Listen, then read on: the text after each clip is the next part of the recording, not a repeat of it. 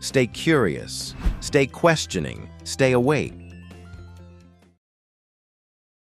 Sacred art that take you and I directly to the devotion of the Ethiopian Orthodox tradition. After years of feasibility surveys, Ethiopian government specialists and the UN Cultural and Scientific Organization, UNESCO, agreed that they should be covered by one giant canopy. What if Jesus' final words weren't the end, but the beginning of a message meant for today? Hidden in Ethiopia's rock-carved churches, one of the oldest Bibles was recently scanned by AI, revealing post-resurrection teachings so shocking, historians were left speechless. Imagine discovering Jesus' final warning, written 2 millennia ago, decoded by AI today. No legend, just ancient scripture untouched for 2,000 years. Stay with me. This could change everything you thought you knew about faith. Let's begin. The Forbidden Library. Picture this. While most of the Christian world was reading a Bible with 66 books, Ethiopian monks were guarding a version with 88 books. That's 22 extra texts that were deliberately left out of Western Bibles. Why? Because these weren't just stories. These were the actual words Jesus spoke after rising from the dead. Teachings so powerful, so revolutionary, that they threatened the very foundations of organized religion. For centuries, Ethiopian monks risked their lives to protect these manuscripts. They copied every line by hand, hid them in mountain monasteries, and passed them down through wars, invasions, and attempts to erase them from history. But here's where it gets real. In 1950, a scholar named Beatrice Plain discovered something extraordinary at the Abagarima Monastery. 2 ancient gospel books, written in Ge'ez, the ancient language of Ethiopia. For decades, scholars assumed these manuscripts were maybe 900 years old at best. And then, AI changed everything. When Oxford University used radiocarbon dating and advanced scanning technology on these texts in the 21st century, they uncovered passages that had been sealed for nearly 2,000 years. Words that were too faded for human eyes suddenly became readable again. The dating revealed something shocking. These manuscripts, known as the Garima Gospels, were created between 330 and 650 CE. The Garima Gospels in Ethiopia are believed to be the oldest illustrated Christian manuscripts. Scholars previously dated the manuscripts to around 1100 AD, but recent carbon dating has placed the documents to somewhere between 330 and 650 AD. That makes them possibly the oldest complete illuminated Christian manuscripts in existence, older than anything found in Rome, older than the Syrian texts, older than most people thought possible. We're talking about books written on goatskin, 10 inches thick, decorated with vivid colors that have somehow survived for 1,600 years. One scholar described them as battered and well-thumbed, because these aren't museum pieces. These books have been in continuous use in the same monastery, being read by monks every single day since they were created. Think about that. While empires rose and fell, while Rome was burning books it didn't like, while Western Christianity was deciding which texts to ban, these Ethiopian monks just kept reading, kept copying, kept preserving. What they found was explosive. According to the Ethiopian Bible, specifically texts like the Book of the Covenant and the Didascalia, Jesus didn't just die and ascend to heaven. He stayed for 40 days, teaching his closest followers secrets that would never make it into mainstream Christianity. And these weren't feel-good Sunday school lessons. These were warnings, prophecies, and uncomfortable truths about what would happen to his message. Jesus predicted that his words would be twisted. He warned that people would shout his name from rooftops but ignore everything he actually taught. They'd build massive temples while forgetting that the real temple is the human soul. Sound familiar? He said that in the future, religious leaders would use his name for money, power, and control. That faith would become about buildings and rituals instead of love and truth. If that doesn't give you chills in 2025, I don't know what will. Jesus spoke about a time when lies would be accepted as truth, when families would turn against each other, when people would lose touch with their inner spirit and try to fill the void with material possessions, distractions, and arrogance. He called it the walking death, when your heart beats, but your soul is asleep. Think about our world right now. Endless scrolling, constant consumption. People more connected than ever, yet feeling completely empty inside. Jesus saw this coming 2,000 years ago. Here's where it gets really controversial. The Ethiopian texts explicitly warn about fake religious leaders, people who would look holy, sound holy, but would actually harm the vulnerable people they're supposed to protect. Jesus told his followers to avoid these leaders at all costs. He said true holiness isn't about fancy robes or loud prayers. It's about genuine compassion, truth, and service to others.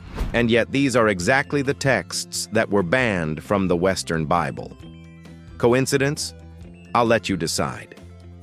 The secret teachings. But the warnings are just the beginning.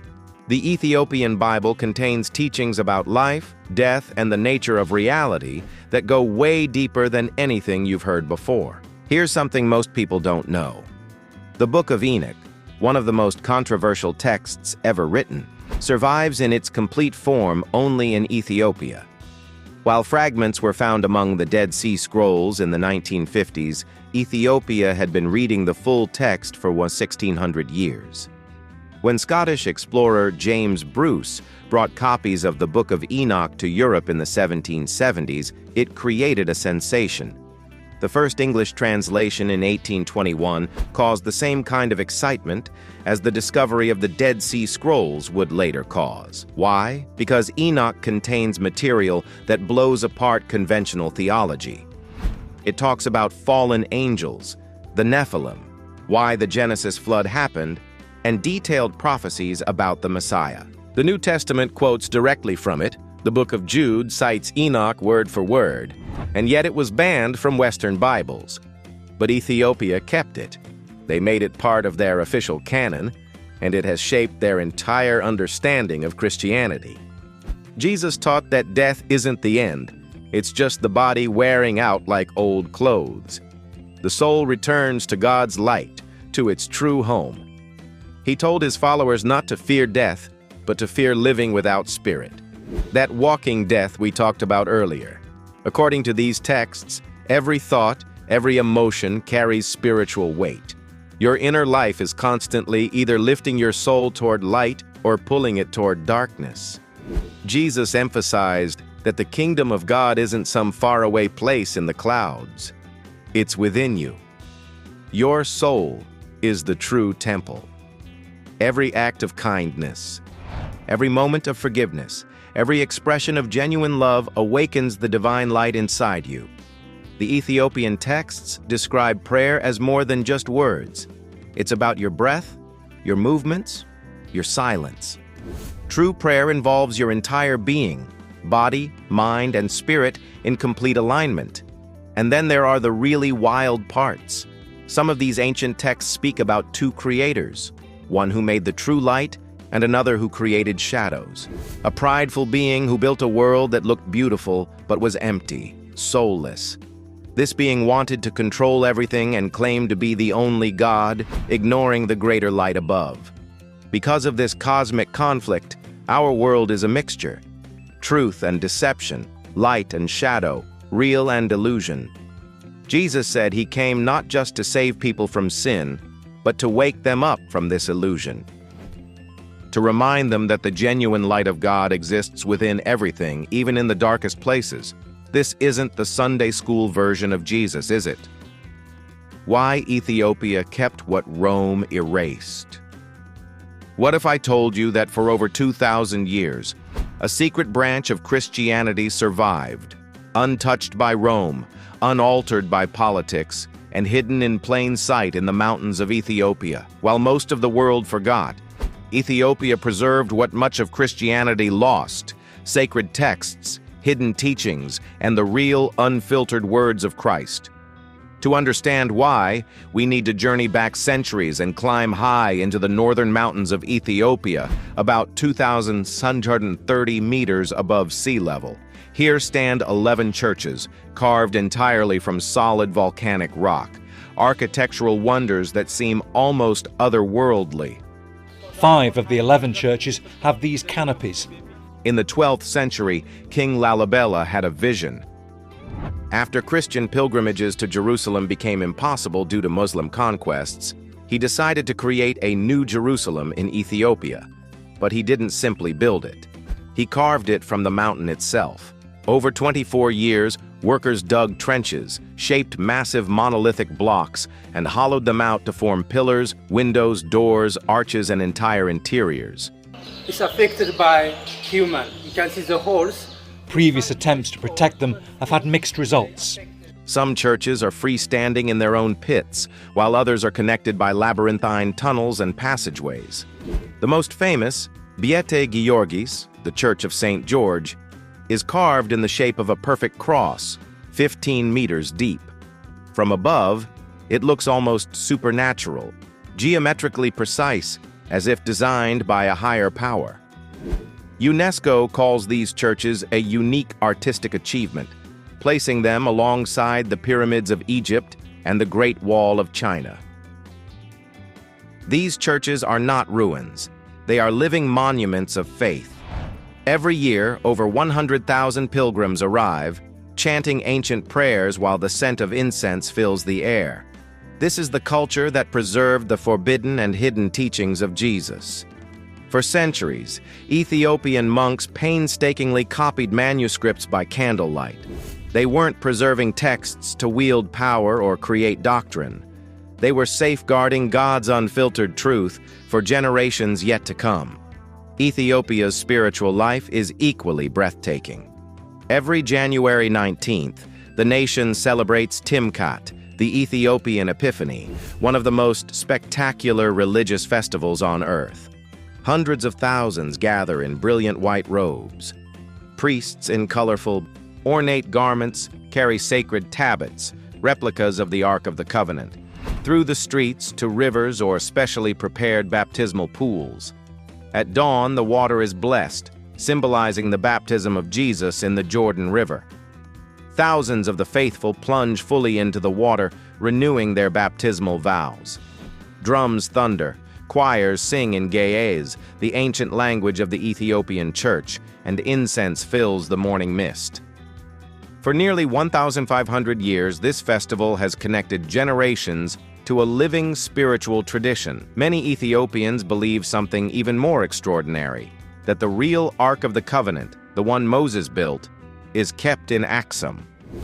Guarded by a single monk who dedicates his life entirely to prayer, the Ark is said to have been brought to Ethiopia by Menelik I, the son of the Queen of Sheba and King Solomon. According to the Kebra Nagast, Menelik returned from Jerusalem with the Ark, replacing it with a replica in Solomon's temple. While outsiders may dismiss this as legend, the story has shaped Ethiopian Christianity for millennia, instilling a profound reverence for sacred objects and texts. Ethiopia's faith developed independently of Rome. While the Roman Empire debated which Christian texts to preserve or destroy, Ethiopia kept everything. The monks didn't filter teachings to suit politics. They preserved what they believed was divine truth. Manuscripts like those in Abba Garima Monastery, believed to be the oldest illuminated Christian texts in the world, survived centuries of war, fire, and invasion. During the 1530s, Muslim forces threatened the monastery. In 1896, Italian invaders battled nearby. In the early 20th century, fires destroyed parts of the church, yet the manuscripts endured, protected by devotion, faith, and an unshakable belief that God had preserved them. The Garima Gospels, some 1,600 years old, are a prime example. Their pages, painstakingly handwritten and illuminated by monks, survived through countless upheavals. The monks' philosophy was simple yet profound. God's truth was not theirs to decide, it was theirs to protect. Their dedication ensured that these sacred teachings remained intact when much of the world had lost its texts to politics, councils, or conquest. Ethiopia's independence played a crucial role. The country was never fully colonized. defeating Italian forces at the Battle of Adwa in 1896. Its faith, language, and sacred texts remained intact. Ethiopian Christianity developed into a mystical, deeply spiritual, and intensely personal tradition. While Rome dictated orthodoxy elsewhere, Ethiopian monks saw themselves not as authorities deciding doctrine, but as guardians of a sacred trust. And Ethiopia's connection to biblical history runs deep. Many Ethiopians trace their lineage to the Solomonic dynasty, claiming descent from King Solomon and the Queen of Sheba. Emperor Haile Selassie, who ruled until 1974, was said to be the 225th monarch in this line. This cultural and spiritual continuity is unparalleled, allowing Ethiopia to preserve texts and practices untouched by outside influence. But why does this matter today? Because these preserved texts include teachings of Jesus that were lost or erased elsewhere. While Rome and other powers selected which books to canonize, Ethiopia preserved the full spectrum of early Christian thought. These are texts that speak of love, enlightenment, and the eternal nature of the soul, teachings that challenge the way much of the world interprets Christianity. Even more remarkable is how these texts survived through some of history's most tumultuous events. The Abba Garima Monastery endured invasions, wars, and natural disasters. Manuscripts that could have been destroyed were saved through devotion and belief, passed down carefully from monk to monk. They weren't hidden for fame or prestige. They were safeguarded for a time when the world might once again need them. And now, in the modern era, AI is helping scholars finally read these texts in full, revealing insights that could reshape our understanding of early Christianity. Ethiopia is more than a country. It is a living archive, a spiritual fortress where faith, history, and culture intersect. Its churches, festivals, manuscripts, and monastic traditions testify to a devotion that endured millennia, ensuring that some of humanity's most profound spiritual truths survived. While much of the world forgot, Ethiopia remembered, and in remembering, it preserved a treasure that may speak to the modern world in ways few could have anticipated. For 2,000 years, Ethiopian monks safeguarded these words not for power, not for doctrine, but because they believed future generations would need them. And looking at our world today, with its spiritual searching, social upheaval, and moral questions, perhaps they were right. The Garima Gospels, the rock-hewn churches of Lalibela, the Timkat Festival, and the Ark in Aksum. They all tell a story of resilience, faith, and unbroken devotion. The lesson Ethiopia teaches is profound. Truth can survive the harshest trials, and sometimes the most extraordinary discoveries are hidden in the most remote, unexpected places, waiting for the right moment to be revealed. And now, as modern technology finally allows us to unlock these ancient texts, the world is beginning to understand why Ethiopia's faith endured when so much else was lost. In preserving these teachings, Ethiopia didn't just protect history. It preserved a message for humanity. And perhaps now, after 2,000 years, the world is finally ready to hear it. The message that changes everything. So what do we do with all this information? The Ethiopian Bible isn't asking you to abandon your faith. It's asking you to deepen it, to look beyond the rituals and the buildings and ask yourself, am I living with a spirit that's awake, or am I one of the walking dead? These ancient texts emphasize the same themes over and over: love over power, truth over comfort, inner transformation over external performance, humble service over religious showmanship, connection to the divine within, not just worship of the divine above. Jesus taught that the kingdom of God isn't built by armies or institutions. It's built by ordinary people choosing love when hate is easier, choosing truth when lies are profitable, choosing faith when the world says, give up. The Ethiopian texts describe Jesus supporting the modest, the overlooked, the quietly faithful, not the loud and powerful. And maybe that's the most radical teaching of all. These writings promise that Jesus' true spirit will return, not in grand temples or through famous preachers, but in the peaceful hearts of humble, hurting people. Those who are genuine and pure-hearted will feel it deep within themselves. It won't look like what religious institutions expect. It will be a fire that purifies, burning away lies, pride, and deception, revealing the truth to the soul. Perhaps that fire is already here. Perhaps it's been quietly burning in the hearts of those who refuse to let love die, who insist on truth when everyone else accepts comfortable lies. Perhaps the revolution Jesus predicted isn't coming from outside, it's awakening from within. Think about the Ethiopian monks who preserved these words for 2,000 years. They lived in some of the harshest conditions imaginable: mountain monasteries, extreme poverty, constant threat of invasion. They could have given up. They could have decided it wasn't worth it. But they didn't, because they believed these words mattered. That truth matters, that somewhere, someday, people would need to hear what Jesus really said. Not what powerful men decided he said, but his actual words, preserved in their original power. And now, thanks to modern technology, we can finally read texts that have been sealed for centuries. AI scanning technology revealed words in manuscripts that were too faded for human eyes to see. Radiocarbon dating proved that texts dismissed as medieval forgeries were actually written in the earliest days of Christianity. The story keeps getting more incredible the deeper we dig. When you watch the Timkat celebrations, hundreds of thousands of people gathered in joyful worship, carrying replicas of the Ark through the streets, renewing their faith in rivers blessed at dawn. You're seeing an unbroken chain of belief stretching back to the time when Christianity was young. These aren't people following traditions they don't understand. They're living witnesses to a form of Christianity that predates everything the Western world knows. They've kept teachings about inner transformation, about the soul being the true temple, about faith being something you live rather than something you perform.